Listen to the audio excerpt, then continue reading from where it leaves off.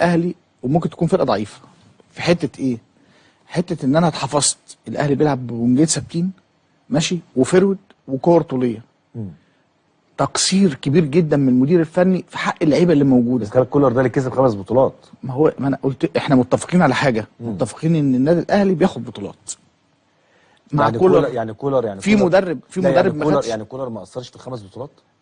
بص، في حاجات بتيجي من عند ربنا وحاجات بتيجي من عند البشر. يعني هو مرزق يعني ولا ايه؟ مش النادي الاهلي مرزق، النادي الاهلي مرزق، يعني النادي الاهلي فيه بطولات كتير يعني جدا. 5 بطولات لا حول ولا قوه يا يعني جماعه انتوا بتبصوا الامور. بص، مين المنافس للاهلي في مصر؟ الاهلي مرزق الفتره اللي فاتت.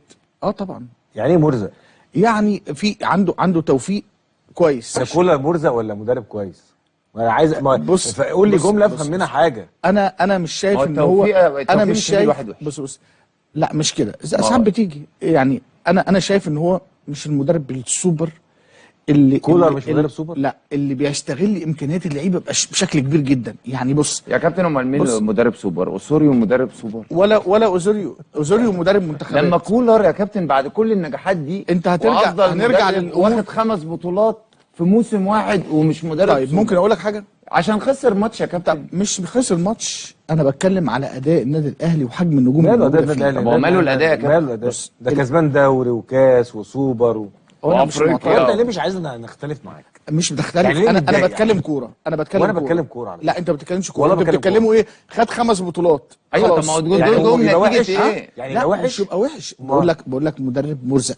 انما مرزق مدرب مرزق. يا ريت نبقى احنا كلنا مرزقين زي كولر. يا جماعه بيمرن الاهلي واحد عنده كل الامكانيات المتاحه بالسالب والمتاحه بالموجب. يعني وحش، عندي وسائل مساعده بنجح، حلو بنجح، خلاص الموضوع كبير قوي. يعني اي حد يمسك الاهلي ينجح. ايوه احسبها يعني لك كده. لو انت عفت نصار مسكت الاهلي هنجح، اينو هينجح، انت هتنجح. يا سلام. والله لقيناها منظومه مبنيه على حاجات كتير جدا. المدير الفني ليه دور، انما مش بالشكل الكبير. يعني نتكلم بصراحه كده شويه. اداء النادي الاهلي في خلال بطوله افريقيا اللي فاتت تديله كام في المية؟ ما عملش الاداء اللي مثلا تقول 75%. تعملق شوط وشوط. لا الرجاء مش عارف يجيب في جول مثلا. انت برضو الوداد لا انا ايه؟ ويكسب بره تونس في تونس. الترجي كسب الترجي بره. ايوه عادي. احنا اتكلمنا ان مثلا انا بروح لاعب الترجي عنده 5 6 لعيبه بره مصابين، بلاعب يعني في ظروف معينه يعني. انما الاهلي ما بيقدمش الاداء اللي تقعد تتبسط. يعني تقول ايه؟ تقول انا برشلونه. شيء حدث في ما بعد مباراه السوبر، وده وضع طبيعي بيحصل. الخبر اللي انا هقوله ده انا عارف ان ممكن ايه ناس تهاجمني فيه، لكن ده بيحصل.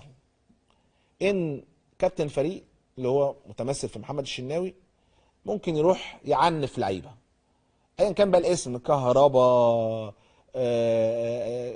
اي محمد عبد المنعم، وده بيحصل كتير لان هو اللعيب الاول اللي قدامه ايا كان. لكن الشناوي عنف امام عاشور، شايف ان هو اثر في المباراه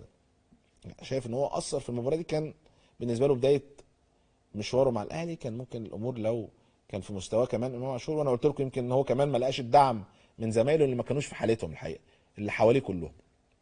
وبالتالي يعني الشناوي راح لامام عاشور وابتدى يعني يقول له يعني على المستوى الفني ما كانش جيد. امام قال له ما حدش كلمني، انا فيا اللي مكفيني. ده النص يعني اللي اتقال بشكل من امام عاشور. وكان طبعا يعني ده بيحصل، انا من وجهة نظري ده بيحصل مع كل اللعيبه، ما فيهاش مشكله خالص. لكن في الاخر انا ككابتن فريق من حق ان انا اروح واقول للعيب انا شايفه ان هو لعيب كبير او لعيب كان ممكن يكسب الفريق، ان انت قصرت في حق الفريق النهارده. وده ممكن يكون حصل من الشناوي لامام عاشور. بالنادي الاهلي برضو انا عارف ان ممكن امور كتير في الوقت الحالي لما بتكون احنا بنقولها بشفافيه وبمصداقيه ما بتبقاش على المزاج وعلى الهوا. ان كل سنه بيبقى فيه لائحه للنادي الاهلي، وكمان في مدير كوره جديد عنده وجهه نظر ورؤيه للعقوبات ممكن تكون مختلفه عن كابتن سيد عبد الحفيظ. كابتن خالد بيبو طبعا دماغه وتفكيره وادارته ممكن تكون مختلفه عن الكابتن سيد عبد الحفيظ وادارته، كل واحد عنده طريق في الاداره. فبالتالي كابتن خالد بيبو مجهز لائحه، اللعيبه رفضت انها تمضي على اللائحه، وشايفين ان فيها تعسف شويه في مساله العقوبات اللي ممكن تبقى على اللعيبه، بالاخص بقى الامور اللي الخاصه بقى بالسوشيال ميديا وحاجات كتير جدا، بجانب طبعا الامور الماليه اللي المفروض كانت يعني تزيد في المكافآت، وحتى الان ما حصلتش. وبالتالي اللعيبه ما مضتش على هذه اللائحه حتى الان. في يعني ممكن دي بقى امور بتتحل جوه الفريق من خلال كابتن خالد بيبو، يبقى يشوف سواء بقى هو يصر او يشوف ايه اللي ممكن يتم حله بداخل اللائحه، وده طبيعي برضو ما فيهوش اي مشكله.